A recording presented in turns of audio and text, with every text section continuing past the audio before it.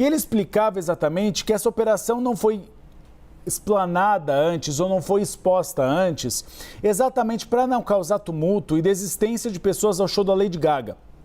Por isso que a polícia foi tão cautelosa. Já sabia que havia essas ameaças, fez a operação anteriormente e aí depois trouxe ao público para que as pessoas fossem ao show e acabassem não desistindo por medo. Segundo informação, nós vimos o nosso colega, né, Elijanas Maia, o Kleber Rodrigues, fazendo uma pergunta sobre roubos de celulares. E aí o que o Vitor Santos diz? Ele explica que há uma operação da Polícia Militar do Rio de Janeiro, junto com a Polícia Civil, de recuperação dos celulares. 1.500 já foram recuperados só neste ano. E os celulares que foram roubados e furtados no show da Lady Gaga também estarão no bojo dessa investigação. Agora sim, Elijanas Maia, vamos falar um pouco dessas operações. Conta pra gente o Ministério Público, como o Ministério Público tem atuado contra essas ameaças ao público majoritário do show da Lady Gaga, que é o público LGBTQIA+, porque realmente ela foi muito importante, a Lady Gaga, para o processo de aceitação das famílias e também dos LGBTQIA+, sobre a sua própria identidade sexual. Oi, Uribe, ótima tarde para você. Inclusive, a Lady Gaga tem até uma música falando da criação, que é o Born This Way, né? Sobre o público, que é a maior base dela na carreira internacional. E tem uma frase que o secretário Vitor Santos, nessa coletiva, disse agora há pouco, que seria danoso para a imagem do Rio de Janeiro. E o secretário Felipe Cury também falou sobre essa questão do sigilo. A operação foi feita no sábado à tarde. Já havia informações que estavam sendo recebidas tanto pela Polícia Civil quanto pelo Ministério da Justiça aqui em Brasília, que tem um laboratório cibernético, Cyberlab, dentro da Diretoria de Operações Integradas, mas o anúncio só foi feito no domingo de manhã, quando todo mundo já tinha se divertido, todo mundo já tinha assistido o show, porque eles não queriam que atrapalhasse a apresentação e não fosse algo assim que poderia acontecer, um cancelamento desse espetáculo para mais de 2 milhões de pessoas. O que se sabe neste momento já dessa investigação, que está no começo, de acordo com o Ministério da Justiça,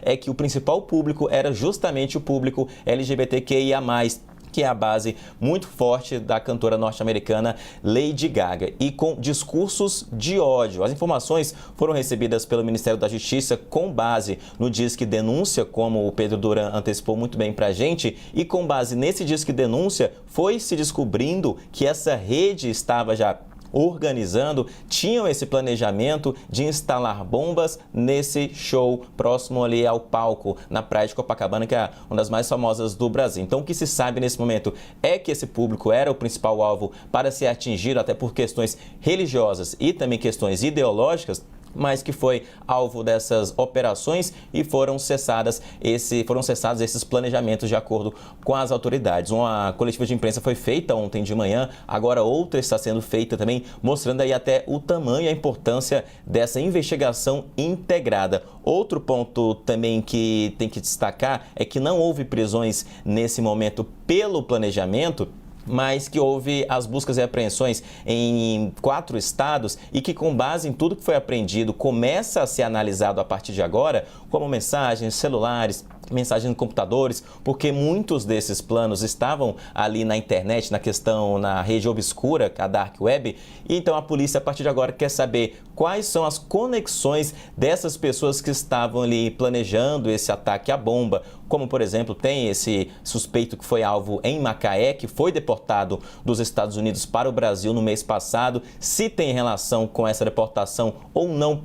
A partir de agora começa então essa outra fase da investigação. Primeiro foram recebidas as informações, as denúncias, graças ao Disque Denúncia, ampliou-se a investigação, descobriu-se onde que estavam organizando esse planejamento, foi feita a busca e apreensão contra os indivíduos investigados e, a partir de agora, uma outra parte da investigação muito importante, que é a análise de tudo isso. E os investigadores não descartam prisões futuramente com base em tudo que foi apreendido. E tem um outro ponto, Uribe, que mais cedo, hoje de manhã, no Live CNN, a gente entrevistou o delegado Alessandro Barreto, que é do Ministério da Justiça, o Cyberlab, e ele contou pra gente um pouco dessa investigação e também fez até um alerta para que as pessoas, pais, mães, fiquem atentas a que adolescentes estão vendo nas redes sociais. Vamos assistir.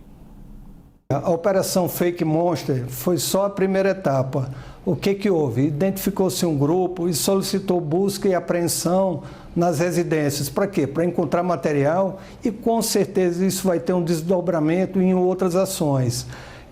Nos preocupa muito, mas estamos vigilantes que não só esse grupo, como tem outros grupos que já foram desmantelados recentemente, como o caso da adolescência segura, da desfaçatez, o próprio caso de um morador de rua que foi queimado no Rio e foi transmitido ao vivo. Pra você ter uma ideia, os policiais chegaram à autoria aqui no Cyberlab, até antes mesmo da ocorrência ser registrada, e já tinha autoria.